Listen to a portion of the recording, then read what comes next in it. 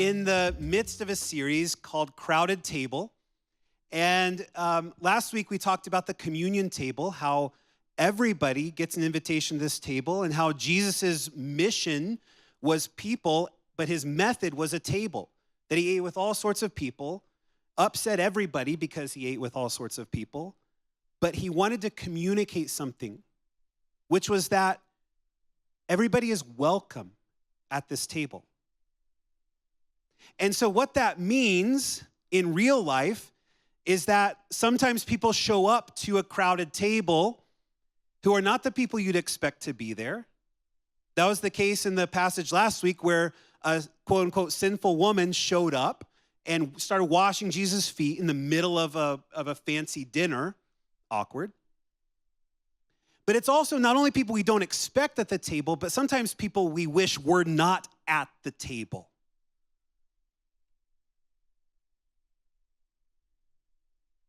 And that's the difficult piece. See, we want the church to be a table where all are welcome to come, where we're all welcome to this feast of love, right? And yet, sometimes that means we look across the room and we say, what are they doing at church, right? Wasn't expecting to see them here. Or we say, oh, I know how they really think, and I don't know how we can be here together. But in this series, Crowded Table, we want to learn the process of following what Jesus said, which is learning to love our enemies, learning to resist evil with good and with joy. Or what's really radical these days, we want to learn how to be around other people that we disagree with.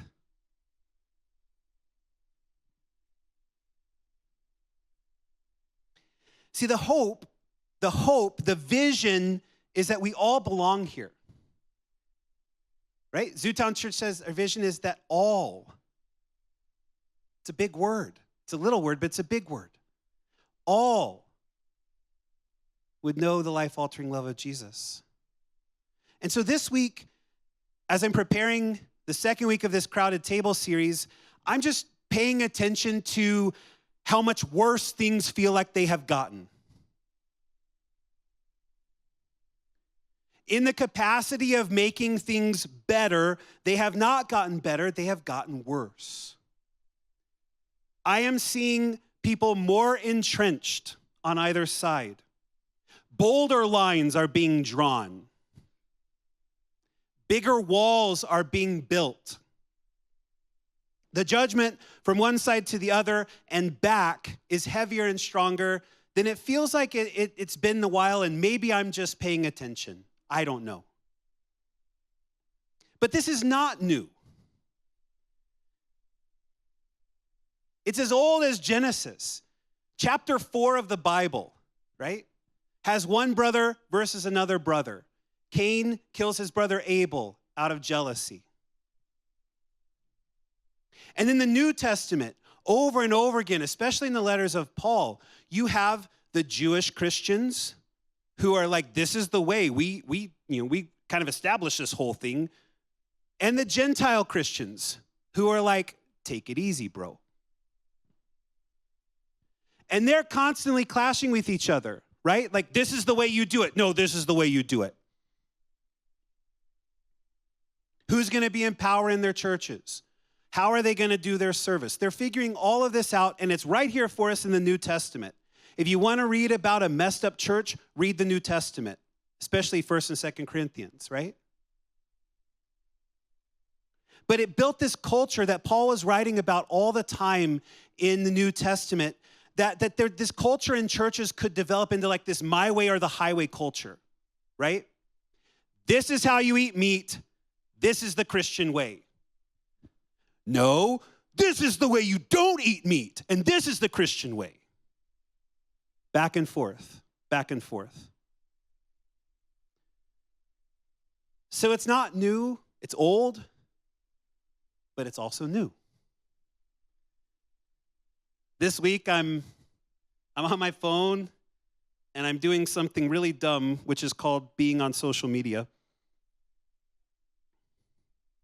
And I see a post that says, if your church does not talk about Charlie Kirk, find a new church.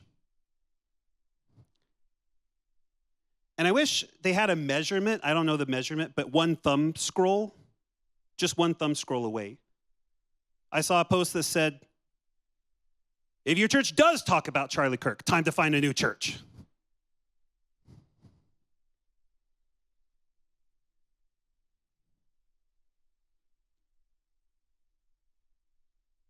And I'm going to venture that most of us just want to be a part of a community. Right? We recognize this moment that feels heavy. We recognize a moment that feels like grief, that feels like sadness, that feels like it does need a lot of empathy. And so many of the voices, the loud voices say, my side, no, my side. My side, no, my side.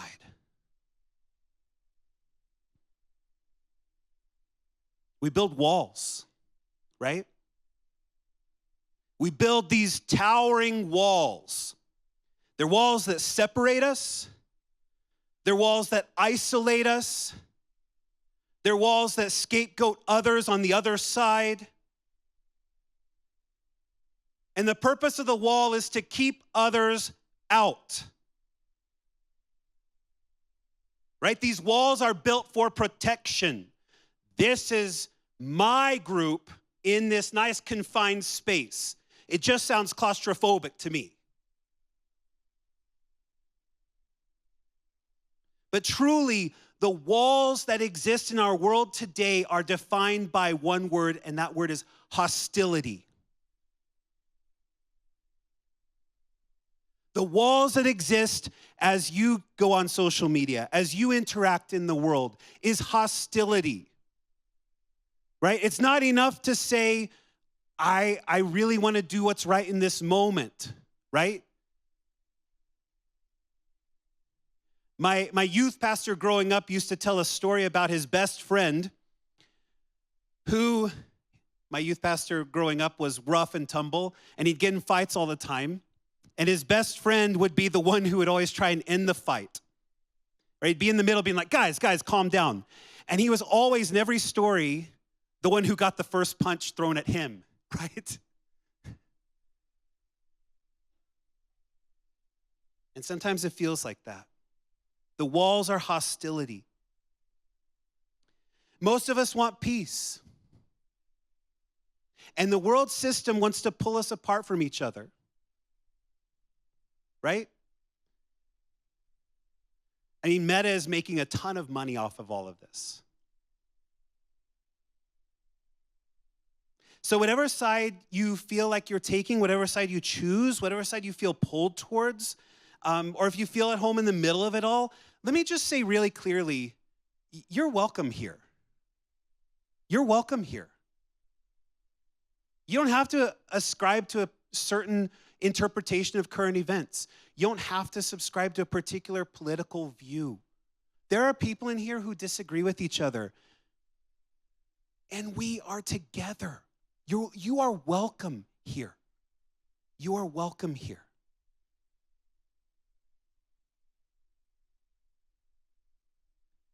Now, that's radical in a world that not only builds walls of hostility, but wants to make sure that you are on their side of the wall. And that you make sure to know to hate the people on the other side of the wall. And so we're at this moment, and it feels like we need a new way forward. And what I want to say is that it's actually an old way forward. I'm here this morning to say that Jesus died to our hostility. Jesus died so that hostility would be killed in his death. And to see that, I want to go to Ephesians chapter 2. It's Ephesians chapter 2, verses 11 through 22, which will conveniently be on the screen behind me. And Paul writes to the churches and says this, "Therefore remember that formerly you, The Gentiles in the flesh who are called uncircumcision by the so-called circumcision that's performed on the body by human hands, that you were at that time without the Messiah, alienated from the citizenship of Israel and strangers to the covenants of promise, having no hope and without God in the world. But now, in Christ Jesus, you who used to be far away have been brought near by the blood of Christ. For he is our peace, the one who made both groups into one and who destroyed the middle wall of partition, the hostility, when he nullified in his flesh the law of commandments and decrees. He did this to create in himself one new humanity out of two, thus making peace, and to reconcile them both into one body to God through the cross, by which the hostility has been killed. And he came and preached peace to you who are far off and peace to you who are near, so that through him we both have access in one spirit to the Father. So then, you are no longer foreigners and non-citizens, but you are fellow citizens with the saints and members of God's household, because you have been built on the foundation of the apostles and prophets, with Christ Jesus himself as the cornerstone. In him, the whole building, being joined together, grows into a holy temple in the Lord, in whom you also are being built together into a dwelling place of God in the Spirit. Whew! So much to unpack there. So much to unpack there. The book of Ephesians, up to that point, Paul has been saying that God's been acting before the foundation of the world to save everybody. He's redeemed us, he's forgiven us, he's chosen us, he's adopted us, he's given us his Spirit, and it's for everybody. All humanity. And in the beginning of the chapter 2, it's saying, but look, we were dead. We were dead. We had no hope. We were defined by wrath. We were going about in the pattern of this world, but we were dead and God made us alive with Christ.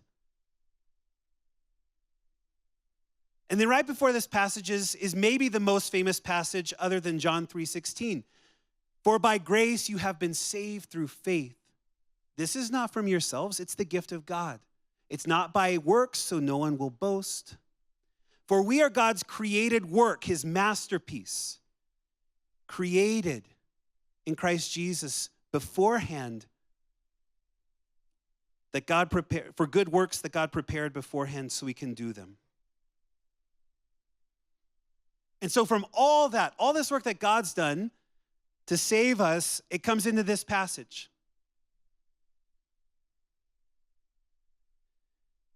And these Jews and Gentiles were like, that's great. Everybody's saved, but this is how we do church. Right?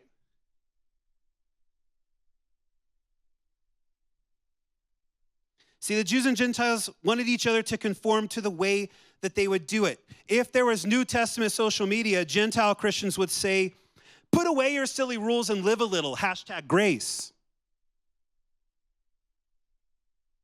And the Jewish Christians would say, hey, salvation came from us. Ever heard of a little something called the Old Testament? And they just could not live peacefully with each other. Which seems like a little bit hard to believe, but then also I know my own heart, and I'm like, yeah, it tracks.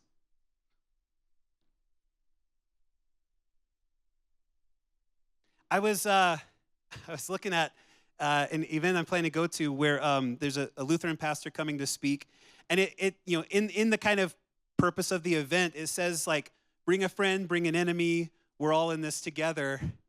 And in the post, somebody comments like something like, looks like you're dividing Christians and labeling them. And 7 posts later, somebody is calling somebody a Nazi. The other one's saying somebody's not a Christian. 7 posts. It's like the 6 degrees of Kevin Bacon in hell, right?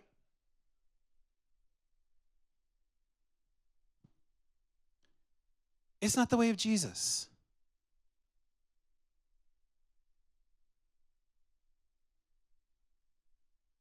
So Paul points out to us, he points out to those Christians, but to us, he's pointing out that Jesus has come, Jesus lived, Jesus died, Jesus rose again so that we could be saved and made alive together with Christ, but also for our peace among each other.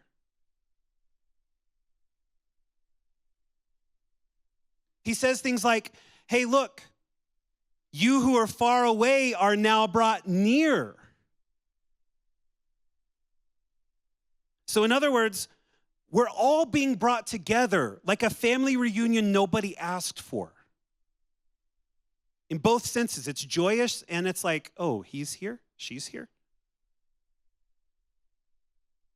Paul says these two groups who are so at war with each other are made by Jesus into one humanity.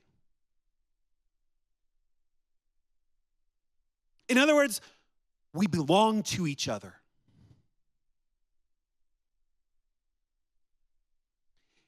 Paul says that in Jesus' death on the cross, he actually killed hostility. He tore down the wall of hostility. And so, in other words, nothing actually separates us, even though we're really good at making up things to separate us.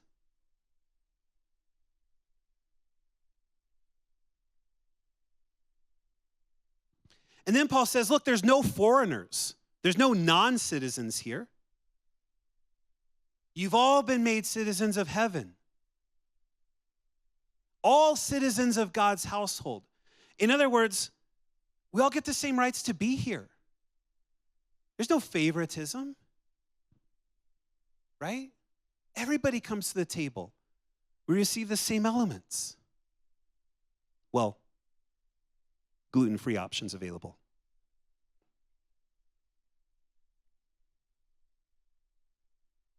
But here's the most beautiful part. Something that I hadn't caught. This is one of my favorite passages in the New Testament, and something I hadn't caught until I looked at it this week.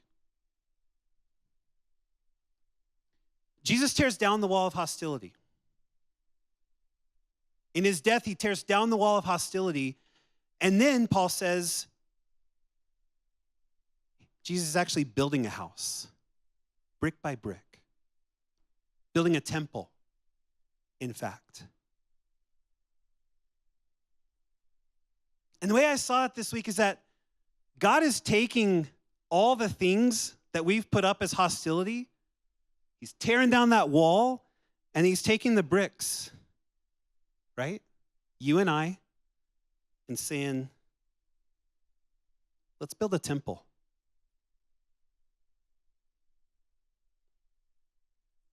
I had a period of time where I was really into home redesign shows. Well, I had a period of time where Jerry Lynn was really into home design shows, and I watched. Okay, and I got into them too. But it's like the best moments of those home redesign shows are when they're like, all right, demo day, and they like take everything down, right? Just rip into things, and somebody has a sledgehammer, right? It gets finished off by maybe some kind of like machinery, and you just feel good about it. But the best home redesign projects were when they were like, we're gonna take this element of the old wall and make it into the new wall, right? Because something about it had like character to it. And so that's what we see happening here. The wall that is destroyed is hostility. Sledgehammer, tear it down to the ground. But then God says, and what I'm going to build from this rubble is you all together as a temple, as the place where God dwells. Now, I don't know about you, but that's radical, right? I'm going to take the very hostility that you put forward towards each other, tear it down, and then bring you all together in the same room. Ha!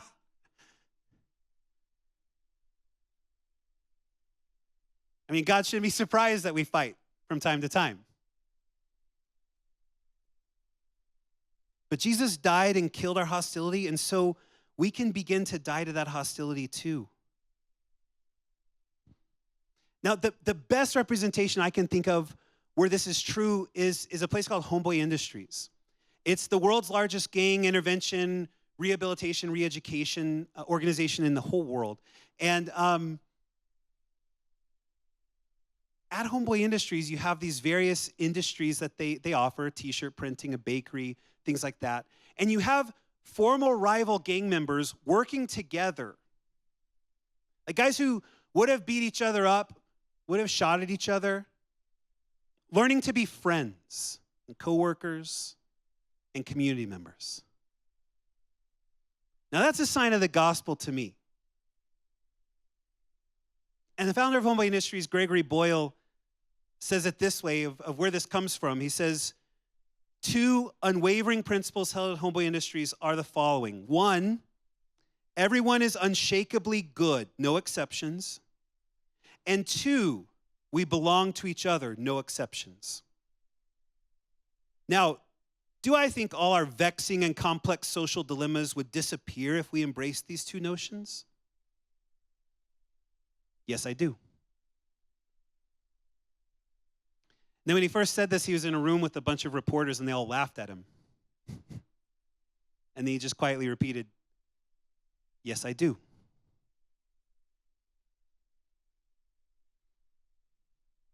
And I think there's a path forward there to see every person as unshakably good. Now that sounds beautiful for me, right? Like to see myself as unshakably good. That I may do horrible things, but that what defines me is the image of God, goodness. That sounds wonderful for me. It sounds naive to say it about everybody, right? And you get into trouble if you say it about certain people, it seems. But the Bible doesn't begin with human sin. It doesn't say in the beginning God created the heavens and the earth and humans were worms and dirt and sinful.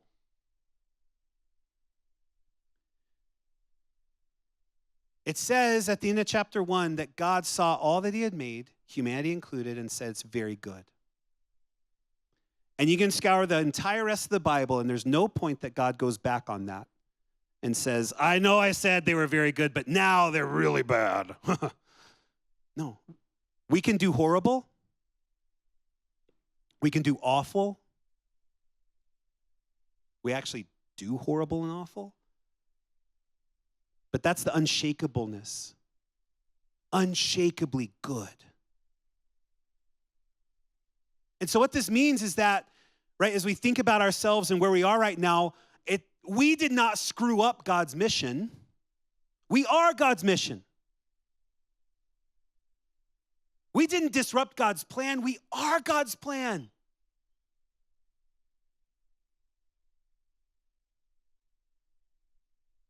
And what gets in the way of experience that goodness in each other is a lack of wholeness.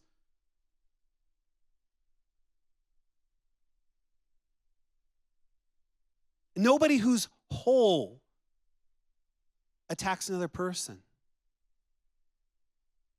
Nobody who's whole has to prove somebody wrong.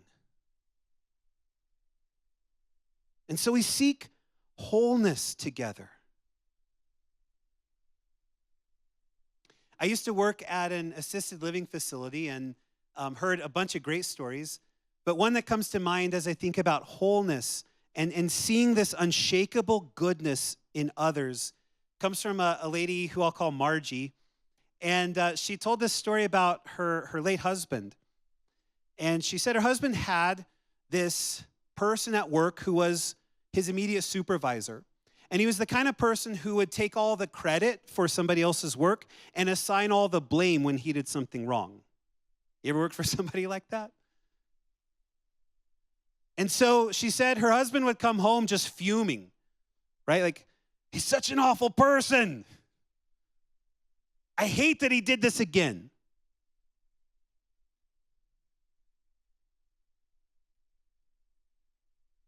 But she said he would never rest there.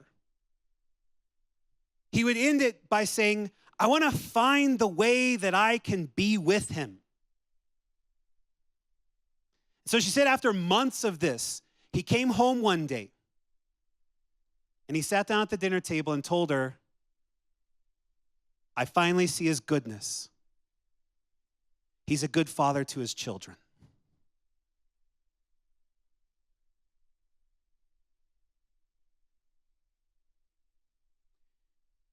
And I think about that story, right? Somebody who was actively, right, harming this person, hurting his work prospects, right? Kind of just a jerk.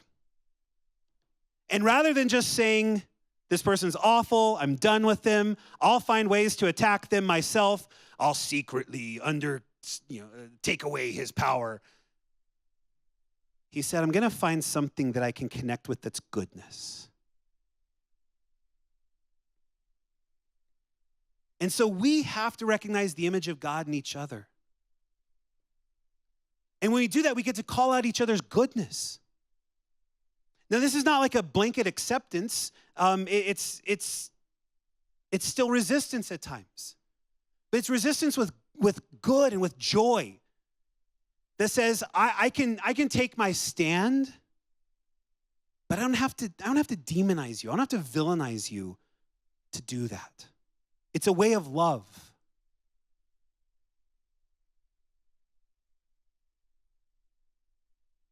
And the second of those two things is that we all belong to each other.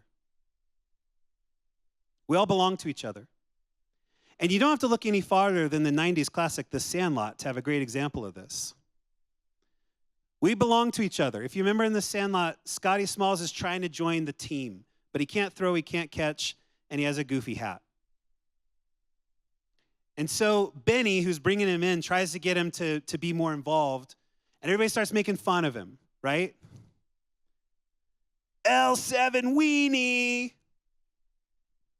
And a kid named Yeah jumps in and says, Yeah, foot long, Dodger dog, a weenie. And Benny says, Yeah, you run like a duck. Which is so perfect for the movie. And Yeah says, Yeah, but. And Benny says, But you're part of the game, right? So why can't he be? We belong to each other. We can be quirky, we can be weird, we can not know how to throw or catch. We can be part of the game, though.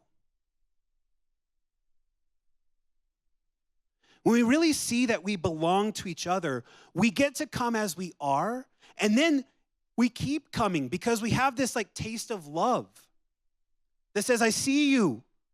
I see you for who you are. I see you all. And you're part of the game. So we're connected to each other. We belong to each other. And so with Jesus, we tear down the walls to separate us. And we recognize our differences with each other as gifts to be celebrated, as gifts to be cherished rather than as lines to be drawn against each other. And then we build up God's house brick by brick from ones we used to consider our enemies.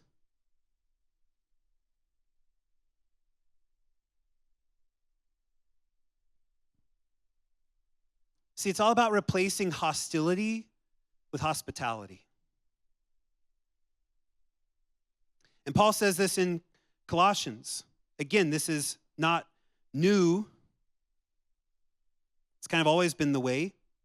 To do this, we need compassion and empathy and tenderness. And so Paul says in Colossians 3:12 through 14, therefore, as the chosen ones of God, holy and dearly loved, clothe yourselves with a heart of mercy, kindness, humility, gentleness, and patience, bearing with one another and forgiving one another.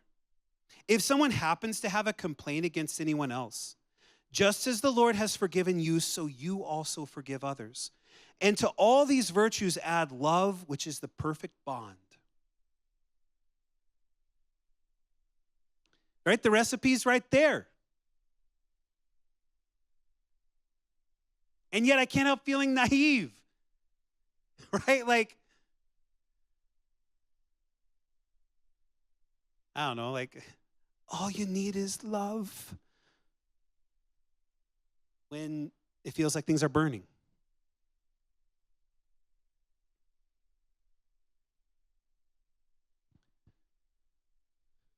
But when we commit ourselves together to building God's house with compassionate love,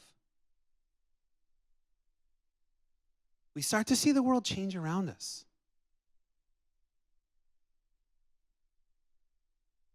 Brennan Manning says it this way. He says, "What makes the kingdom come is heartfelt compassion, a way of tenderness that knows no frontiers, no labels, no compartmentalizing, and no sectarian divisions. This is the first quality of compassion, its indiscriminate character."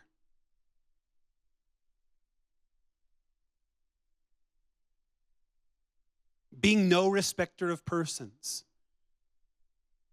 right? I'm just going to offer you grace. And that feels radical. Compassionate love has a way of opening our hearts to each other when the world system wants to close us down to each other. Compassionate love has a way of uniting people where the world wants to separate us. Love holds on to the other person where the world says, just let him go.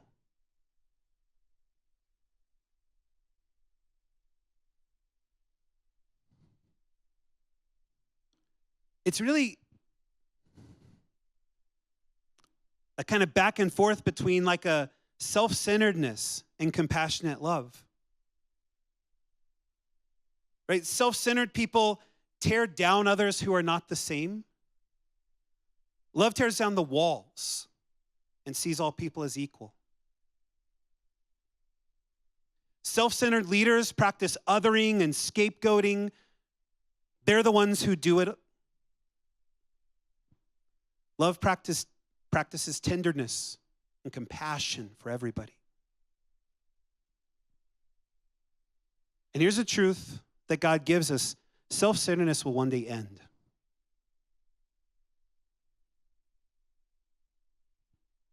Love never fails.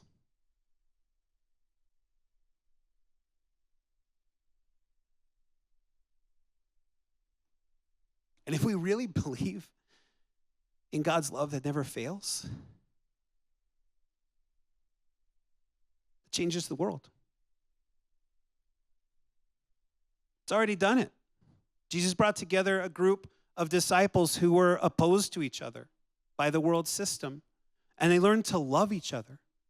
And Jesus said, guess what? The world will know that you follow after me if you love one another.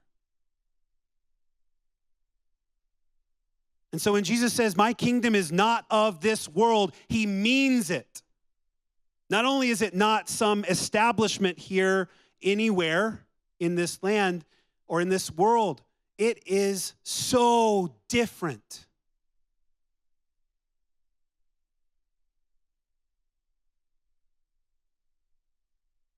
It says everybody here, everybody, unshakably good. You can't escape your goodness. Everybody here belongs to each other. Can we see each other in that way? We need a new way. Band, you can come on up.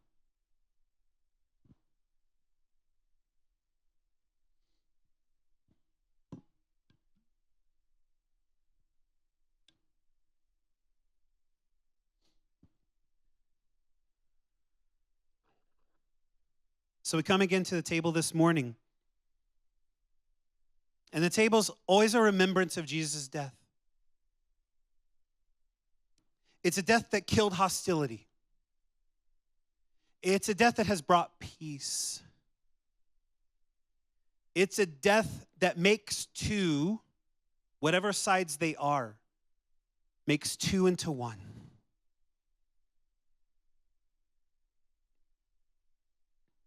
It's a death that makes one new humanity who can be defined by love and compassion and mercy and grace instead of by separation and hostility and hatred.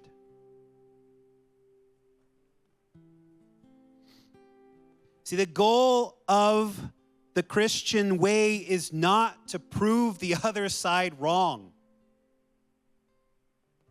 The goal is not for our side to win and the other side to suffer. The goal is not to draw lines in the sand or to build up walls. Jesus tore down the walls in his death. Jesus nullified separation in his death. So when we live that way, when we experience separation and hatred and hostility, it's like a way that's fading away. The true way, the truth of this entire universe is love, because God is love.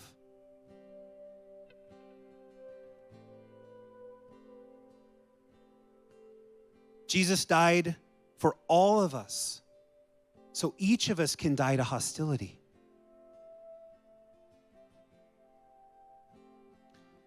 So I just want to take a moment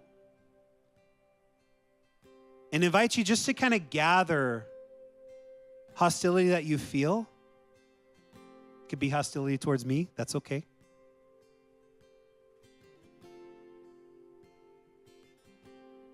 Just take a moment to gather it.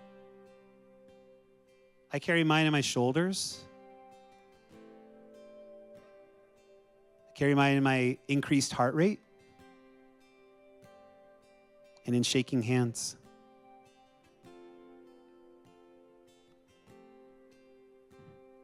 And I just want to encourage you today and through this week just to find yourself start to loosen the grip. Just loosen the grip.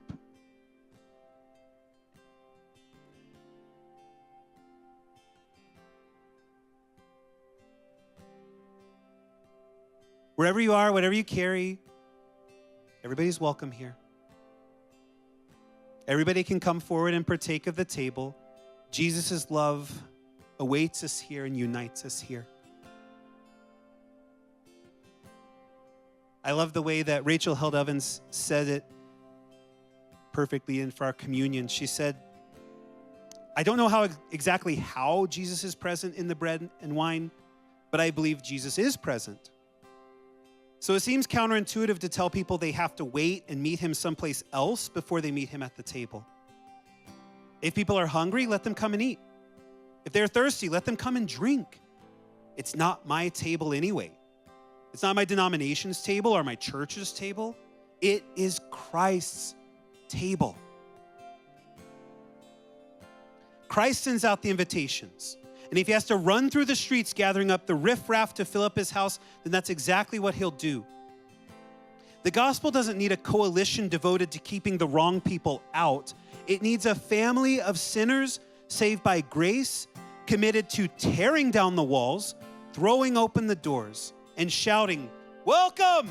There's bread and wine! Come eat with us and talk!"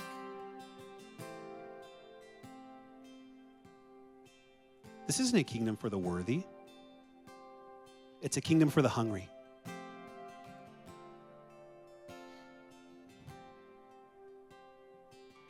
And my friends, we're hungry. We're hungry for peace. We're hungry for restoration. We're hungry for community.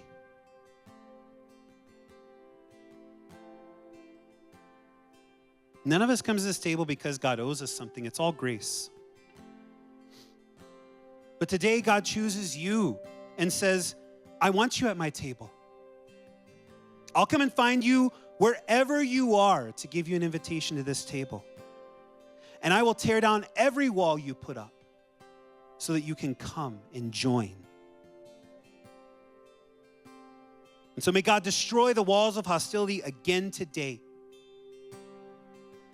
And may God build up his house, his temple, from the broken bricks. If you will stand with me.